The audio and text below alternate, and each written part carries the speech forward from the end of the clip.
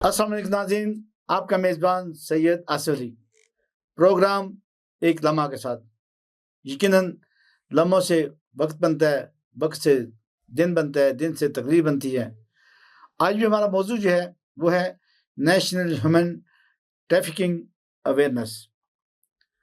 ये नाज़रीन ऐसा इशू है, ऐसा प्रॉब्लम है जो हमारे अवाम को, हमारी ख़ानदानी मईशत को ख़राब करता जा रहा है। अगर हस्बैंड बाहर है तो पीछे फैमिली ख़राब हो जाती है। अगर बच्चे बाहर हैं तो पीछे कोई उसका हाल बेहतर नहीं होता। इस तरह जो भी फ़र्द बाहर है उसके मुआशरती असरात बहुत से पड़ते हैं ख़ानदान पे, मुआशरे पे। इसी तरह अगर एक फैमिली पूरी शिफ्ट हो जाती है तो लामहला उसके बहन भाई, उसके वालिदैन, उसके दूसरे रिश्तेदार वो डिस्टर्ब हो जाते हैं और उनके बच्चे आइसोलेशन का शिकार हो जाते हैं अगर वो बाहर शिफ्ट होते हैं। बहुत से ऐसे मिसाल हैं, लेकिन इसमें जो आज हम मसला आपसे डिस्कस करें वह है ह्यूमन ट्रैफिकिंग अवेयरनेस का। जाएं, ज़रूर जाएं। ज़रिया माश के लिए अज़ल से दुनिया जा रही है, जगह शिफ्ट कर रहे हैं। कहीं जगह पे आप सेट नहीं है तो दूसरी जगह पे जाएं, लेकिन बाई रूल जाएं, बाई लॉ जाएं, ताकि वहाँ पे आपको कोई प्रॉब्लम ना हो। क्योंकि जिस तरह लोग एजेंट यहाँ से लेके जाते हैं, एक बहुत बड़ा एजेंट माफिया है, उसकी मुख्तलिफ सिमत हैं जिस पर आज हम डिस्कस करेंगे। आज हमारे साथ बहुत अच्छे तजिया निगार डॉक्टर मुजाहिद हुसैन साहब हैं, जिनकी बड़ी रिसर्च है और ये खुद भी रिसर्च करते रहते हैं मुख्तलिफ मौक़ों पे। उनका ये सोशियोलॉजी का बड़ा अच्छा, बड़ा बेहतरीन सब्जेक्ट है। इनके साथ आइंदे हम प्रोग्राम करते रहेंगे, आपको बताएंगे जिस इशू को ये उठाते हैं इन डिटेल, इन डेप्थ, कितना काबिल ज़िक्र है। लेकिन आपका फीडबैक मिलना हमें बहुत ज़रूरी है, क्योंकि आपके फीडबैक से हमें पता चलता है कि हम कैसा प्रोग्राम करें, कैसा प्रोग्राम आप देखना चाहते हैं और किसको सुनना चाहते हैं। अगर किसी को सुनना चाहते हैं तो हमें उसका नंबर, उसका नाम भेजें। बाद में हम उनसे डिस्कस कर लेंगे कि उनको किस टाइम अपने प्रोग्राम के अंदर बुलाया जा सकता है, अपने स्टूडियो में इन्वाइट किया जा सकता है और उनके ख्याल से आपको मुस्तफ़ीद किया जा सकता है। आज हमारे साथ हैं डॉक्टर मुजाहिद हुसैन साहब। अस्सलाम वालेकुम डॉक्टर साहब, कैसे हैं आप? ठीक हैं, खैरियत से हैं? वालेकुम किबला शाह साहब, बहुत शुक्रिया। डॉक्टर साहब ये बताएं कि ह्यूमन ट्रैफिकिंग एक बड़ा लफ्ज़ बोला जाता है, ख़ास तौर पे जब भी कहीं FIA का जिक्र आएगा तो ह्यूमन ट्रैफिकिंग के हवाले से बहुत से केस खुल जाएंगे। आखिर ये है क्या, कैसे होता है, क्यों होता है, लोग क्यों मजबूर हैं दूसरे मुल्कों के अंदर शिफ्ट होने के लिए? इसमें जी बेसिकली जो ट्रैफिकिंग है ना, इसके उर्दू में हम लोग जनरली इसे कहते हैं इंसानों की खरीदो फरोख्त। सही। ये एक जदीद गुलामी का एक कॉन्सेप्ट है। इसमें 3 चीज़ें आती हैं जी। पहले ये चीज़ आती है कि जो इसका इर्तिकाब करता है मुजरिम, वो पहले 3 चीज़ें इस्तेमाल करता है। तीनों में से कोई ना कोई चीज़ इस्तेमाल करता है। बाज़ लोग फ़ोर्स से, बाज़ लोग फ़राड से, बाज़ लोग आप ये कह सकते हैं कि ब्लैकमेलिंग से ट्रैप करते हैं बच्चों को और औरतों को। स्पेशली ट्रैप करने के बाद अपने कब्जे में लेते हैं और अपने कब्जे में लेने के बाद उनको फिर थोड़ा ट्रांसपोर्ट करते हैं। ट्रांसपोर्ट करने के बाद वो किसी के आगे हवाले कर देते हैं। मकसद उनका 2 मेन मकासद होते हैं। या तो वो उन्होंने उनसे जबरी मशक्कत लेनी होती है और या फिर वो उनका जिनसी इस्तकसाल करते हैं। इसके अलावा भी शाह जी 4-5 और एरिया हैं जो जिसके अंदर वो उनको वो यूटिलाइज करते हैं। मसलन ऑर्गन ट्रांसप्लांटेशन के लिए भी यूज किया जाता है। बाज़ जगह पे उन बच्चों को पकड़ के उनसे बैगिंग करवाई जाती है। बाज़ जगह पे डिफरेंट जराइम कराए जाते हैं। तो इस तरह के मामलात, ये 3 चीज़ें जो हैं, पहले पकड़ना, फिर उनको आगे बेचना और आगे फिर उनको मुख्तलिफ कामों के लिए इस्तेमाल करना, जो है ना, ये ट्रैफिकिंग है। इसमें आप समझिए कि ये अपने जिसको पकड़ते हैं ना, वो उनकी एक जिन्स होती है, उसको एक जगह से पकड़ते हैं, आगे कीमतन बेच देते हैं। यानी जैसे मंडी में चीज़ें बेची जाती हैं, ऐसे ही ये जो घिनौना फेल जो है ना, ये मुआशरे में किया जाता है। तो आप शाह जी इसका ये बहुत with in the Pakistan. Doctor साहब पहले हमें ये बताएं कि 11 जनवरी जो है यूएन ने इसका डे रखा हुआ है जी। Blue awareness. जी जी ब्लू अवेयरनेस कब से शुरू है और इसको ये क्यों कहा जाता है ब्लू अवेयरनेस? ये मतलब बात ये है कि ये जैसे यूएन के अंडर जो है मुख्तलिफ दिन मनाए जाते हैं, तो ये दिन जो है ये इसका नाम उन्होंने रखा हुआ है ह्यूमन ट्रैफिकिंग अवेयरनेस डे। इसको जनरली वो लोग जो है ना वो blue wear blue wear, sorry, day भी कहते हैं, और इसके अंदर जो वो कैंपेन चलाते हैं ना उसको भी ब्लू वेयर कैंपेन कहते हैं, जिसके अंदर अवेयरनेस जो है ना वो देते हैं। तो ये यूएन ने अपने सिस्टम के अंदर इसको डिक्लेयर किया हुआ है, और 11 हर साल की 11 जनवरी को ना इसको मनाया जाता है। डॉक्टर साहब ये बताएं कि ये जो दिन है पूरी दुनिया में बहुत कोशिश की गई, बड़ी फोर्सेस बनाई गई, जो इनको बॉर्डर फोर्सेस भी बनाई गई कि लोग बॉर्डर क्रॉस ना कर सकें। क्या वजह है कि तीसरी दुनिया के लोग तरक्की याफ्ता दुनिया में जाना चाहते हैं? कुछ ना कुछ प्रॉब्लम है, मसाइल हैं, गुर्बत के हैं, गरीबी के हैं, घर के हैं, मकान के हैं, अपने अखराजात के हैं जो इस मुल्क में पूरे नहीं होते, या परचेजिंग पावर उनकी नहीं होती, तो वो कोशिश करते हैं किसी जगह चले जाएं, बस हमें कोई 10 लाख दे, 50 लाख दे, 60 लाख दे, हमें पैसे दे के हमें पहुंचा दे दो। आखिर ऐसा क्यों है? इसमें मेन मेन काज जो है ना इसकी इस ट्रैफिकिंग की जो है ना वो गुर्बती है। सही। वो क्या कहते हैं जी कि तजम्मल कलीम साहब का एक शेर है कि मारे कारनू बुआ कादा, मारे कारनू बुआ कादा, खुला टोया एक बराबर। यानी गरीब आदमी के घर का दरवाजा क्या खुला हो या बंद हो, तो ये गुर्बत ही है। सही। और गुर्बत के पीछे क्या चीजें हैं? वो डेफिनेटली एजुकेशन की कमी है, अनएम्प्लॉयमेंट है, और सस्ती आगे उनकी मजदूरी बेची जाती है। तो ये काफी 2-3 फैक्टर जो है ना वो मिल के जो है ना ये कंपेल कर रहे हैं, ये ट्रेंड डेवलप कर रहे हैं कि लोग जो है ना मूव करें। तो एक चीज मैं क्लियर कर दूं जी आपको, ये जो ह्यूमन ट्रैफिकिंग है ना ये विद इन कंट्री भी है और क्रॉस बॉर्डर भी है। लेकिन क्रॉस बॉर्डर जो होती है उससे कहते हैं ह्यूमन स्मगलिंग, ठीक है। और ये जो विद इन कंट्री है this is called human trafficking. और ट्रैफिकिंग में और स्मगलिंग में फर्क ये है कि ह्यूमन ट्रैफिकिंग के अंदर जो है ना जिसको जो विक्टिम होता है उसकी मर्जी नहीं पूछी जाती कि तुम्हारी क्या मर्जी है, लेकिन स्मगलिंग में वो कहता है कि मैंने जाना है, मैंने पढ़ना है, आप इतने पैसे लें, मैं डंकी लगा लेता हूँ, मैं ये कर लेता हूँ, वो कर लेता हूँ। तो पूरा सिस्टम होता है एक जैसा ही है, ट्रैप करते हैं, अपने पास रखते हैं और आगे बेच देते हैं। यही मैकेनिज्म चला रहे हैं जी हर जगह। ठीक है। डॉक्टर साहब ये भी बताएं कि ये जो ट्रैफिकिंग होती है, ह्यूमन ट्रैफिकिंग, इसका मेन, जैसे आपने कहा कि ब्लू वियर जो डे है जी, इसमें किस किस तरीके से अवेयरनेस दी जाती है लोगों को? क्योंकि हमने देखा कि इससे कोई खास असरात मुरातब नहीं हो रहे। जैसे आपको याद होगा 1960 में पाकिस्तान ने प्रोग्राम शुरू किया था पॉपुलेशन प्लानिंग का, लेकिन अभी उसमें खातर खा बेहतरी आ चुकी है, लेकिन हमें ब्लू वियर में कुछ ऐसा नजर नहीं आ रहा। क्या वजह आता है? हुकूमती कमजोरी हैं, अदारों की कमजोरी हैं, बाकी क्या महारकत है? देखिए जी ये जो कंपेन होती है ये इंटीग्रेटेड होती है।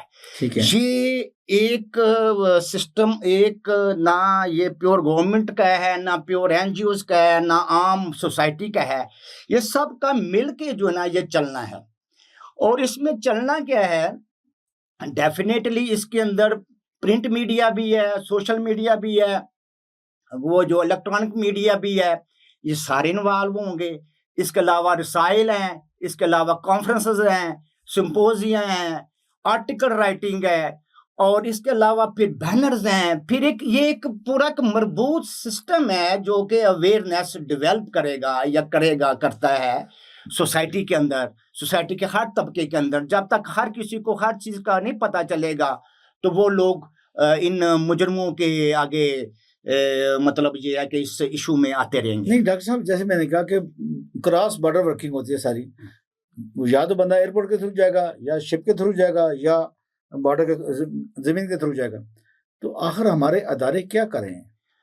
देखें जी, अब पहले तो जो भी था अब तो बहुत ज्यादा टाइम आ गया है साइबर सिक्योरिटी का। अब तो ये डेफिनेटली जो ये मुल्जमान का जो नेटवर्क है वो भी बहुत इलेक्ट्रॉनिक्स के साथ मजबूत है। तो अब ये सारी तकरीबन ज़्यादातर जो प्रेशर अब आ गया ना साइबर सिक्योरिटी डिपार्टमेंट के ऊपर आ गया है, FIA के ऊपर आ गया कि वो जनाब इसको एड्रेस करें, और माशाल्लाह कर भी रहे होंगे। हमारे मुल्क के अंदर बड़े-बड़े अच्छे साइबर सिक्योरिटी के सिस्टम काम कर रहे हैं, गवर्नमेंट के अंदर भी, NGOs के अंदर भी। FIA भी माशाल्लाह अपने लेवल पे मैक्सिमाइज़ कर रहा है। इंशाल्लाह ये इशू जो है ना ये भी जल्द रिज़ॉल्व हो जाएगा, और ज़रूर हौसला शिकनी होगी ह्यूमन स्मगलिंग की भी और ह्यूमन ट्रैफिकिंग भी। डॉक्टर साहब ये बताएं कि क्या अदाद-ओ-शुमार हैं जो सालाना लोग वहाँ पे जाते हैं और किस-किस तरीके से जाते हैं? उसमें कोई हमारे पास अदाद-ओ-शुमार है, अगर आप बयान करना चाहें तो? इस डेटा जी बेसिकली अब वो जो चीज़ रिपोर्ट हो, वो जो डेटा जी। प्रॉपर चैनल से कुछ जाएगा, तो वो तो रिपोर्ट हो जाएगा। लेकिन जो डंकी लगा के जाते हैं, जो आगे पीछे से दूसरे मामलात में जाते हैं, वो तो रिपोर्ट नहीं होते। और डेफ़िनेटली वो भी जो जा रहे हैं, वो भी मैक्सिमम लोग जो हैं, बच्चे ख़ासकर जो है लेबर के लिए जा रहे हैं, हमारे गल्फ़ एरिया में ज़्यादा जा रहे हैं। ऐसे ही। और थोड़े से बच्चे ख़ासकर एजुकेशन के लिए निकल रहे हैं डिफरेंट कंट्रीज़ के अंदर। वो ट्रैफिकिंग की डेफ़िनेशन में एक्चुअली नहीं आते।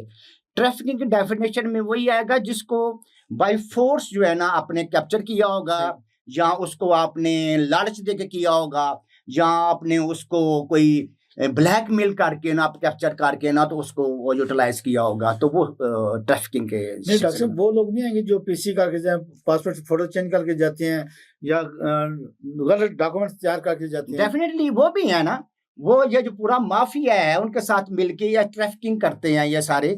लेकिन उसमें वो एक्चुअली जाने वाला जो है ना, उसकी क्यों कंसेंट शामिल हो जाती है, तो इसलिए उस डेफ़िनिशन से थोड़ा-सा आउट हो जाते हैं। ठीक है। इस ऐसा।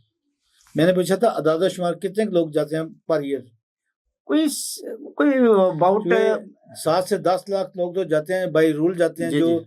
ओवरसीज प्रमोटर लोगों को बाहर भेजते हैं। हाँ जी। दूसरे लोग हैं जो एजुकेशन में जाते हैं, जी। ऑस्ट्रेलिया, कनाडा और यूएसए में। जी, जी। इस तरह मुख्तलिफ लोग जाते हैं। तो मैं ये पूछना चाह रहा था, जो आपकी डेफिनेशन है कि जिनको बाय फोर्स करके भेजा जाता है, जैसे ऊँट रेस में लोगों को भेजा जाता है, जी।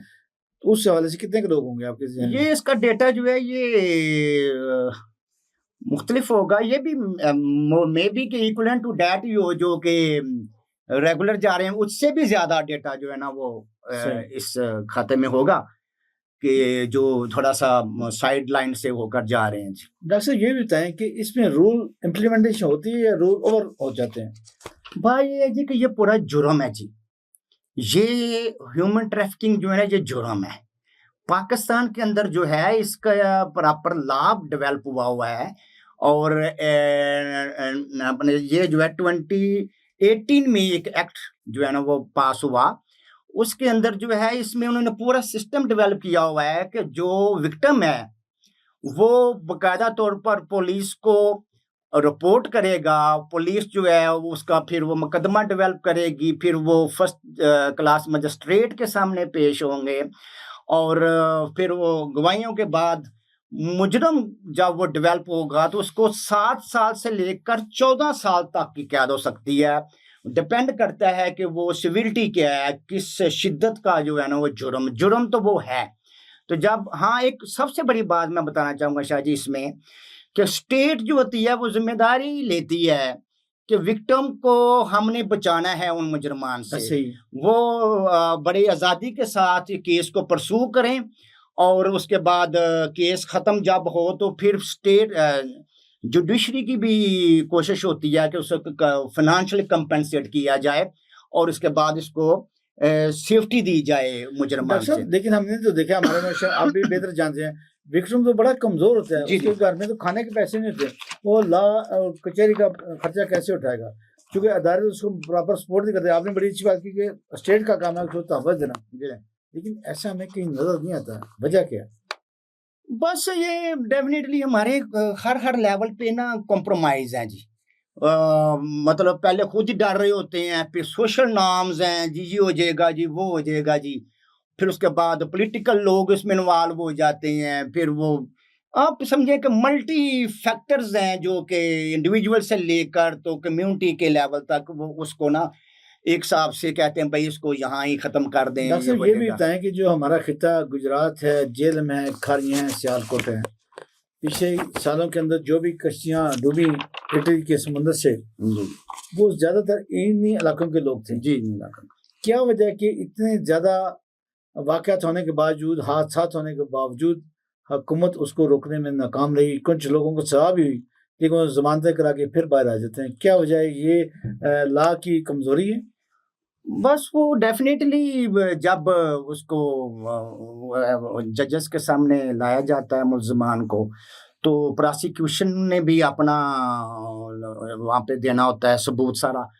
तो मुमकिन है कुछ जो गवाहान हैं, कुछ मुद्दईयान हैं, वो ही पीछे हट जाते हों और उनको फिर सज़ाएँ ना होती हों, या उनको सज़ा हो तो वो कम हो। हाँ, ये इशू ज़रूर है कि जिनको सजाएं हुई हैं ना, गवर्नमेंट अगर वो कैंपेन में उनको इंटरनेशनल लेवल पे शो करे, बताए दुनिया को भाई कि इस तरह के मुल्जमान ने ये कार्रवाई की थी और इनके ये जो है ना, ये इनको सजाएं मिली हैं और ये मामला जो है आगे निकले हैं। डॉक्टर साहब जरा डिटेल में बताइएगा कि जो खवातीन को यहाँ से बाई फोर्स लेके जाया जाता है या लालच दे के जाता है, अट्रैक्शन पैदा करके लिया जाता है कि आपको वहाँ से इतनी तनख्वाह मिलेगी, ये जॉब होगी, क्या वो जॉब उनको वाकई मिलती है या उनको फिर किसी और धंधे पे लगा दिया जाता है? नहीं जी, बेसिकली जो है ना, ज्यादातर ये इशू जो देखने में आया है ना जी, वो ये है कि खवातीन की अगर बात करें ना, बहुत प्यारा क्वेश्चन किया जी, जी जी। आपने। वो क्या कहते हैं कि मैं ये कहता हूँ कि बड़ा तेज बना फिरता है ये मुजरम, कमजोर सेगमेंट औरतों और बच्चों को अटैक करता है। सही। ये देखें, औरतों की अगर बात करें तो अब बाज लोग तो ये करते हैं कि इनका जबरी निकाह करवाते हैं, बाज इनको सेक्सुअल हरासमेंट करते हैं, ऊपर निकलें तो बाज लोग ज्यादती के मुर्तकब भी होते हैं, ऊपर निकलें तो इनसे फिर जिस्म फरोशी की तरफ भी ले जाते हैं, और ऊपर निकलें तो ऐसी वैसी फिल्मों और रसाइल के लिए भी इनका ईंधन बनाया यानी आप जाता बात है। कर रहे हैं न्यूड फिल्मों की? हाँ, न्यूड फिल्मों की। तो बात ये है कि ये बहाना कभी करते हैं कि हम इनको मेड बनाकर लेके जा रहे हैं, कभी करते हैं कि वहां पे ये जाकर नर्सिंग करेंगी, कोई होटलिंग में काम करेंगी, लेकिन ये मुजरमाना मामला जो है ना, ये इस तरह के ये डेवलप करते नजर आते हैं जी सारे। डॉक्टर साहब बड़ी अच्छी तरीके से आपने बताया कि, लेकिन आप ये भी बताएं जो ऑर्गन ट्रांसप्लांट किए जाते हैं, वो कुछ वाकयात हमारे दोस्तों को बताएं। ये बड़े होलनाक ये बीमारी है हाँ कि बंदों के जो ट्रांसप्लांट हैं उनके ऑर्गन किए जाएं, तो कोई मिसालें, कोई ऐसी वजह बताई जाए यहाँ से लोगों को अट्रैक्शन दे के नौकरी की या जॉब की या किसी भी एजुकेशन की, तो वहाँ पे उनके गुर्दे, उनके बाकी जो अज़ा हैं उनको ट्रांसपोर्ट कर दिया जाता है। शाह जी, वो एक बात मैं ज़िमनी तौर पे पिछले क्वेश्चन में भूल गया कि वो खवातीन को इस तरह ज्यादती की जाती है, लेकिन अब सोसाइटी में कुछ इसके रिवर्स बातें भी शुरू हो गई हैं। ठीक है। मैं पिछले दिनों देख रहा था कि लाहौर में कुछ आम रोड के ऊपर जो मालशी है, वो कहते नजर आ रहे हैं कि हमें खवातीन अब ट्रैप करती हैं। ऐसे ही रिवर्स सेक्सुअल एक्सप्लॉयटेशन भी शुरू हो गई है। लेकिन हम तो वो बात करें जो बैरून मुल्क जाके ये लोग काम करते हैं। हाँ जी, बैरून। तो ये आपका क्वेश्चन था कि ऑर्गन ट्रांसप्लांट का। तो ऑर्गन ट्रांसप्लांट का जो है ना, ये तो पहले तो बहुत ज्यादा था जी पाकिस्तान के अंदर। अब तो अल्लाह का शुक्र है कि पाकिस्तान में पाकिस्तान की अगर हद तक बात करूं तो इस्लामाबाद के अंदर एक गवर्नमेंट के अंदर सिस्टम डेवलप हो गया है, जो प्रॉपर इंक्वायरी करने के बाद ऑर्गन लेने और देने का जो है ना पूरा लॉ बन चुका है। और हाँ, ये इसके बारे में डेटे नहीं अवेलेबल हो रहे कि जिन लोगों को उठा के वो ले जाते हैं बाहर वाली कंट्रियों में और वहां जाकर उनके ऑर्गन जो है ना यूटिलाइज करते हैं, तो ये भी एक बड़ा तशवीश की बात है जी इसमें। अब ये बताएं कि आम आदमी पढ़ा लिखा ना हो, अनपढ़ हो, गुर्बत उसके घर में हो, फिर कोई उसको उसी उम्मीदों से ज्यादा अट्रैक्शन दे दे कि तुम्हें वहां पे इतने डॉलर मिलेंगे, इतनी तनख्वाह मिलेगी, इतनी सैलरी मिलेगी, वो किस तरह बच सकता है इस डे के हवाले से जो ब्लू वियर डे है? इससे कैसे बच सकता है कि इसको उसमें शाना बशाना शामिल हो सके और इस पे के नो ट्रैफिकिंग? भाई ये कि ये तो अब जिम्मेदारी बन जाती है कलेक्टिव। जैसे मैंने पहले कहा, ये जिम्मेदारी मेरी भी है, ये जिम्मेदारी आपकी भी है, ये हर उस मुअज़्ज़ज़ शहरी की जिम्मेदारी है और उस उस जो राइट लेफ्ट पे सोसाइटी के अंदर लोग रहते हैं उनकी जिम्मेदारी है कि उसकी फिनांसेस को देखे, उसकी फिजिकल हेल्थ को, मेंटल हेल्थ को देखे और सपोर्ट करे। अल्लाह का शुक्र है काफ़ी हद तक लोग चैरिटी भी करते हैं, सपोर्ट भी करते हैं, कैपेसिटी बिल्डिंग में भी आते हैं, लेकिन फिर भी इक्का दुक्का जैसे मामला जो होते जा रहे हैं, तो हम इर्द गिर्द वाले सारे लोग राइट लेफ्ट देखकर सपोर्ट करेंगे तो इंशाल्लाह डिस्करेज होगा ये जो शिकार होना लोगों का। डॉक्टर साहब आपने बड़ी अच्छी बात की। आपने पहले कहा कि कॉन्फ्रेंस के जरिए हम इसको अवेयरनेस पैदा कर सकते हैं, सेमिनार के जरिए अवेयरनेस पैदा करते हैं। लेकिन ये जितनी कॉन्फ्रेंस होती हैं, जितनी टेबल टॉक होती हैं, जितनी इस तरह के सेमिनार वो तो होते हैं हमारे बड़े शहरों में, लेकिन लोग आ रहे हैं मंडी भावलपुर के दूर दराज गाँव से, गुजरात के दूर दराज गाँव से, इसी तरह सियालकोट के दूर दराज गाँव से, तो वहाँ पे उनको कैसे अवेयरनेस दी जा सकती है? यही ना कि ये जो सिस्टम, जो प्रोटोकॉल, ये जो सिस्टम डेवलप हुए हैं बड़े शहरों में, यही एनजीओज जो हैं या गवर्नमेंट सेक्टर के जो सेगमेंट्स हैं, वो जाकर ग्रास रूट लेवल पे, यूनियन काउंसिल लेवल पे इस तरह के सिस्टम डेवलप करें, ताकि यूनियन काउंसिल लेवल, एक union council is a very beautiful unit, उसके अंदर जाकर करें और वहाँ जाकर ये पूरी तरबियत करें, अवेयरनेस करें और कैपेसिटी बिल्डिंग करें, ताकि इस डिस्कर जो मुजरमाना हरकत लोगों की जो है। आखिर में डॉक्टर मुजाहिद हुसैन साहब, हमारी आवाम को अवेयरनेस के लिए चंद गुलमात हैं जो आपके पास 2 मिनट हैं, ताकि लोग बेहतर से बेहतर इसको समझ सकें, जिसके थ्रू जा रहे हैं उसकी थोड़ी सी चेक कर लें कि ये बंदा कैसा है, कहाँ से तजुर्बा करता है और क्या क्या ये काम कर रहे हैं। देखें जी, बात ये है कि वो एक शेर मुझे याद आया जी किसी का, वो कहते हैं कि मेरी उजरत मेरी मेहनत से ज्यादा क्यों है, मेरी उजरत मेरी मेहनत से ज्यादा क्यों है, मेरे मौसम तेरे एहसान से डर लगता है। तो वो जो फ्रॉडिये हैं, जो ब्लैकमेलर हैं, वो इस तरह पहले अट्रैक्ट करते हैं और फिर अपने पास ट्रैप करते हैं। तो ये एक बात और डिस्कस करनी थी जी, पाकिस्तान के अंदर ये रूल जो बने हैं ना, ये 2 एरिया के लिए बने हैं, जिनसी इस्तेहसाल के लिए और जबरी मशक्कत के लिए। सही। बाकी आर्गन प्लांटेशन का या ट्रांसप्लांट का या चाइल्ड सोल्जरिंग का या बैगिंग का या वो क्रिमिनल एक्टिविटी वाला, वो मेरा ख्याल है या टू बी डेवलप इस खाते में। तो ये आपने जैसे कहा कि क्वेश्चन काइंडली रिपीट कीजिएगा। मैंने कहा था कि लोगों को किस तरह लोग जांचें कि ये बंदा सही है जो हमें बाहर लेके जा रहा है, थ्रू डॉक्यूमेंट लेके जा रहा है, बाई लॉ लेके जा रहा है, क्या उसकी पहचान के लिए चंद 1-2 निशाने आप बता दें हमारे अवाम को कि वो बंदे को समझ सकें। देखें जी भाई, ये है कि एक फार्मूला मैंने बताना है आपको, 5P का फार्मूला, 5P का। जी बताएं जरा। नंबर 1 पे प्रिवेंशन, उर्दू बता दीजिए क्योंकि हमारे नंबर 1 पे बचना है। ठीक है। नंबर 1 पे बचना है, उसे प्रिवेंशन। ठीक है। बचने से मराज ये है कि हमने जिसने विक्टिम होने के चांसेस हैं उसको बचाने की कोशिश करनी है। ठीक है। उसको सपोर्ट देनी है, उसकी अवेयरनेस करनी है। नंबर 2 पे प्रोटेक्शन है। ठीक है। बचाना, वो भी बचाना है। प्रिवेंशन मतलब होता है, समझे, एडवांस कुछ कर लेना। प्रोटेक्शन होता है बंदा फंस गया विक्टिम, उसको बचाना तो उसको फिर बचाना है। ठीक है। और उसको बचा के उसकी सेहत का, उसके मामलात को बेहतर करना, उसको जिंदगी की तरफ वापस लेके आना। और 3P, थर्ड पी जो है वो प्रोसिक्यूशन है।